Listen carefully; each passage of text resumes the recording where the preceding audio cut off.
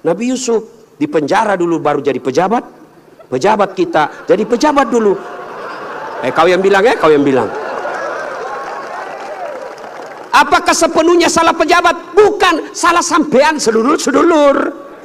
Kenapa sampean pilih kalau tahu dia pembohong? Sen kanan belok kiri. Maka kalau kalian benci pejabat-pejabat perlakuan seperti itu, tidak usah menjelek-jelekkan di medsos, tidak usah memaki-maki di medsos. Kalian bisa kena pasal pencemaran nama baik. Gimana caranya? Balas di bulan 11 nanti. Jangan kau pilih mereka yang suka bohong. Selesai urusan. Pesan khusus, boleh berbeda pilihan, tapi jangan kau berpecah belah. Saudara-saudara sekalian, insya Allah kita tidak akan mati dalam keadaan berjudi. Tapi yang bisa membuat kita mati kafir, hobbi aklil haram, suka memakan makanan haram. Salah satu diantaranya menerima serangan fajar ketika pemilu yang lalu.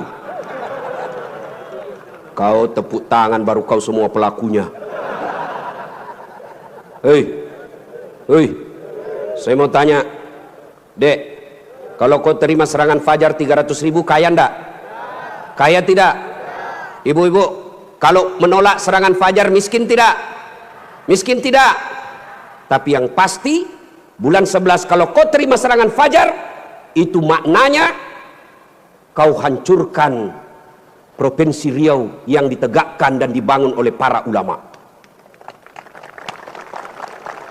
Kalau kau terima 300.000, ibu bapak, yang kau terima 300.000, itu maknanya kau tutup masa depan anakmu yang cerdas untuk jadi pejabat. Kenapa? Karena yang bisa jadi pejabat yang hanya punya duit.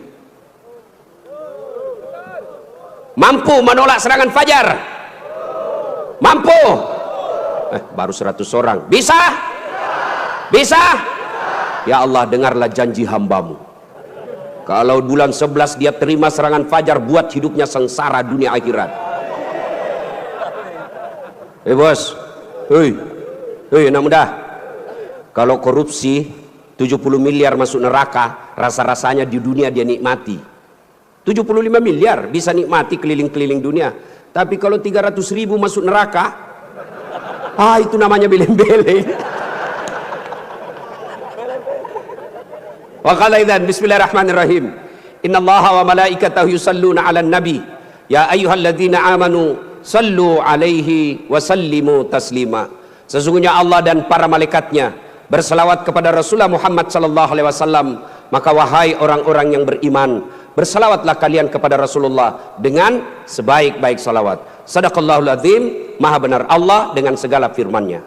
Bapak Ibu saudara-saudara sekalian, teristimewa para tuan-tuan guru yang hadir di tempat ini, terkhusus guru saya Profesor Abdul Somad DESA LC yang insya Allah dimuliakan dan dirahmati oleh Allah Subhanahu wa Ta'ala. Beliau orang Melayu, saya orang Bugis. Orang Melayu perbedaannya, kalau orang Melayu takut sama istrinya, tidak percaya dengar tadi puji-puji istri, karena siaran langsung ditengok istri di rumah macam-macam, tidak ada. Kalau kami orang Bugis tidak takut sama istri, cuma istri lebih berani dari kami.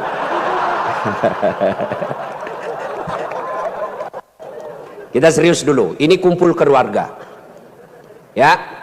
Suatu kali Umar bin Khattab bertanya kepada sahabatnya yang masih muda tapi dia ahli ilmu hikmah, namanya Ubay bin Ka'ab. Umar bertanya, Ubay, apa sih makna daripada takwa? Umar bertanya kepada anak muda karena dia ahli hikmah, apa makna dari takwa sebenarnya?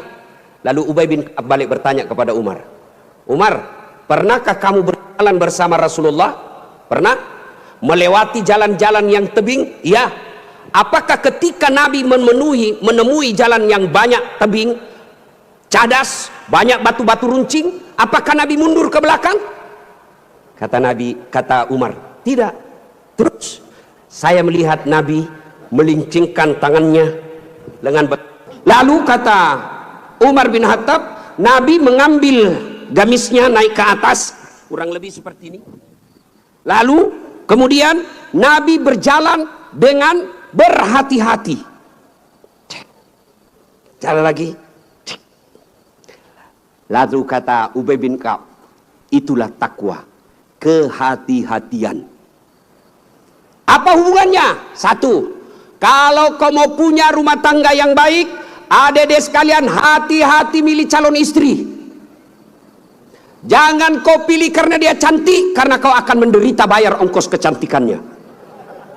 Lalu bagaimana cara pilihnya? Kata Nabi, satu, lihatlah kecantikannya. Ini cantik penting, tapi tidak boleh prioritas. Kenapa? Cantik ada masanya, cantik subjektif. Tanya Ustadz Abdul Somad, siapa yang cantik? Tanya Ustadz Das'at Latif, tentu akan terjadi pertengkaran. Siapa yang cantik Das'at Latif? Mamanya Ece dong, di rumah saya. Kata Ustadz Abdul Somad, mama istri saya. Urusan bapak, bukan urusan saya. Cantik itu menurut si A, cantik menurut si B belum tentu. Cantik subjektif. Yang kedua, cantik itu temporer, ada masanya. Sweet 17, 17 tahun, cantik Masya Allah. Semua kalau dia tersenyum, semua satu kampung tersenyum melihat kalau dia senyum, semua terpesona. Tapi balik itu 17. 71 tersenyum, lari cucunya, dikira mau digigit. Iya kan? Cantik penting. Kenapa penting Ustadz? Karena dia hampir 24 jam bersama kita. Baru bangun, ada lagi. Mau makan, dia lagi depan kita. Pulang kantor dakwah, ada lagi sih dia. Keluar kamar mandi, aduh dia lagi. Jadi kalau jelek casingnya, biasanya kita cepat ganti casing. Cantik penting, tapi tidak boleh prioritas. Karena kalau cantik, kau akan kecewa suatu saat. Yang kedua kata Nabi, lihat keturunannya. Keturunan penting, tapi tidak boleh prioritas. Kenapa? Ada orang bapaknya Nabi, ternyata anaknya pengkhianat. Nabi Nuh. Ada orang bapaknya penyembah berhala, tapi anaknya jadi Nabi Ibrahim alaihissalam. Penting kau lihat keturunan, tapi tidak boleh prioritas. Kenapa? Karena itu hidayah datang dari Allah. Yang ketiga kata Nabi, pilihlah dia karena kekayaannya. Penting cari orang kaya. Kenapa? Mudah-mudahan kata orang Bugis, koma bene ko sapak ko yarong kai mo suroi maceket-ceking. Artinya kalau kau beristri, kau lihatlah mana yang bisa kau nyangkut kalau kau jatuh. Penting. Rasulullah menikah dengan Siti Khadijah, janda kaya di Makkah waktu itu. Penting cari kaya, tapi jangan prioritas. Kenapa? Kekayaan ada batasnya. Dia kaya Ustadz. Iya kah? Iya kaya. 7 turunan tidak akan miskin. Masalahnya dia turunan ke-8. Yang keempat kata Nabi, pilihlah karena agamanya. Wah, bertanya mahasiswa saya di Unhas, Ustadz, kenapa agama nomor 4? Mestinya kan nomor 1. Saya bilang, jangan salah dek. Agama nomor 4, tapi tidak titik di situ, koma. Ada stressingnya, dikasih board, cetak miring, tebal. Utamakan agama, dengan agama, kau bisa dapat semuanya. Mencari perempuan cantik, kaya, keturunan baik-baik, baik agamanya, 100 orang belum tentu ada 1. Kalau Ustadz Abdul Somad tahu di Pekanbaru ada seperti itu, tunjukkan saya. Saya juga masih mau. Iya, tapi yang banyak kan cantik wajahnya, otaknya heng. Kaya lagi, mukanya kayak kesurupan. Maka mendapati sempurna tidak mungkin. Tapi makanya Nabi katakan, utamakan agamanya. Adik-adik sekalian, kalau kau melihat perempuan, lihatlah agamanya. Cewek-cewek yang hadir di tempat ini, bapak-bapak yang punya anak gadis, lihatlah agamanya. Gimana cara lihat agamanya? Gampang, paling gampang. Satu, lihat dia rajin tidak berjamaah ke masjid. Kalau dia rajin berjamaah ke masjid, lihat dulu masanya kapan. Kalau dekat pencoblosan, hati-hati, bisa jadi itu pencitraan.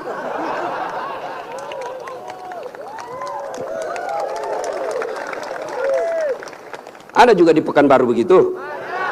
Ada. Kau salah, kenapa kau pilih? Ya, hati-hati milih istri. Cewek, kalau kau mau lihat cowok yang baik, lihat sholatnya. Kalau kau berjalan bertiga, tiba-tiba masuk waktu sholat dia gelisah, dek, cari masjid dulu, itu sudah harapan. Tapi begitu kau bilang dek, dia bilang dek, bang, sholat dulu dong, sudah mau asar ini kita belum sholat duhur. Nanti kau lewatin surga, besok aja lagi sholat. Sudah selesaikan, langsung katakan wabillahi taufiq wal hidayah, say goodbye. Dan tidak usah pacaran bos. Tidak ada. saya kadang curhat ibu-ibu, kenapa suami istri saling tidak menghargai? Suami memaki istrinya, istri menghina suaminya. Salah satu sebabnya karena kau terlalu lama pacaran. 4 tahun kau pacaran, 4 tahun saling membohongi, maka tidak ada lagi wibawa di depannya. Adik-adik cewek, jangan terlalu lama dipacari. Begitu kalau ada cowok senang kamu, kalau kau senang saya, lamar saya tunggu kau minggu depan. Begitu kau bilang lamar, hilang itu dia besok. Ini juga cewek sekarang baru modal-modal dikirim stiker lope-lope. Kelepak-kelepak, beleng-beleng. Modal 15.000 dibelikan roti 1 bungkus, teh 1 autan 2 biji. Bawa pinggir jalan lihat nonton mobil. Motor aja 1 tahun dicicil lunas. Masa kau 3 tahun dipacari tidak ketemu tak dilamar-lamar? Berhenti. Maka yang pertama, kalau mau punya rumah tangga yang baik, pilih karena Allah. Yang kedua, saudara-saudara sekalian, percaya bahwa tidak ada rumah tangga yang tidak ada masalahnya. Bohong kalau ada orang bilang tidak ada masalahnya. Bohong. Jangankan kita ini para ulama. Ustaz Dasat Latif, ada pikir tidak ada masalah saya? Besar masalah saya, apalagi setelah viral. Apa masalah saya sekarang paling besar? Banyak janda-janda curhat. Ustaz, adakah doa-doa penenang jiwa? Saya kirimilah doa-doa penenang jiwa. Lama-lama dia bilang, Ustaz, alhamdulillah jiwa saya sudah tenang.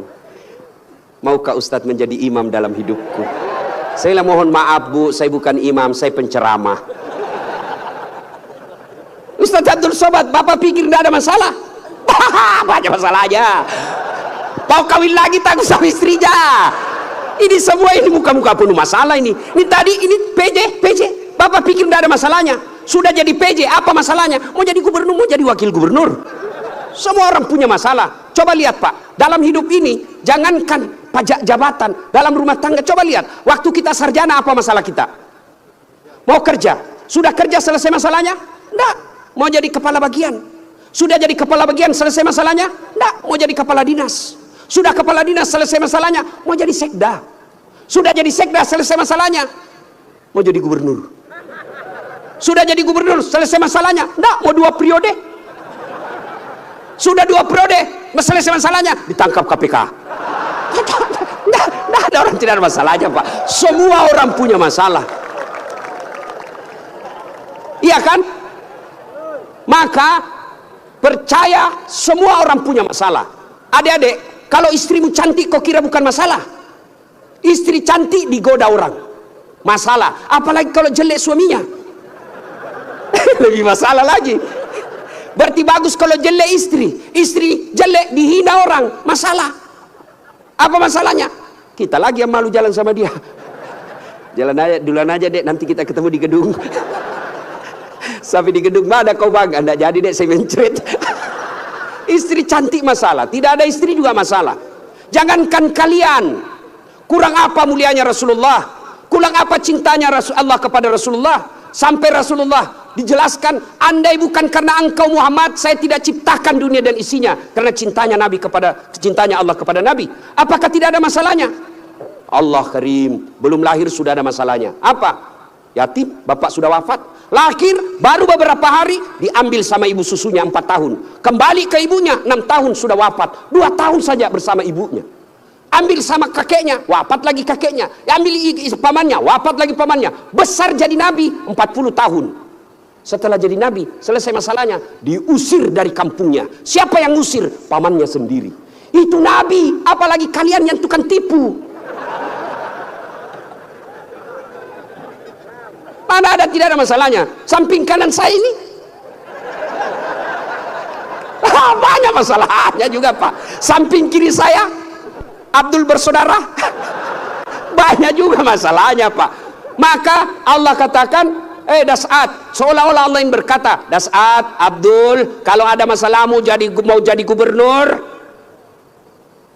bukan menjilat, bukan nyogok, tapi apa masalahnya? Kalau ada masalahmu, Allah sampaikan, ista'inu bis-sabri was-salah. Sabar, perbaiki salatmu, saya yang selesaikan masalahmu.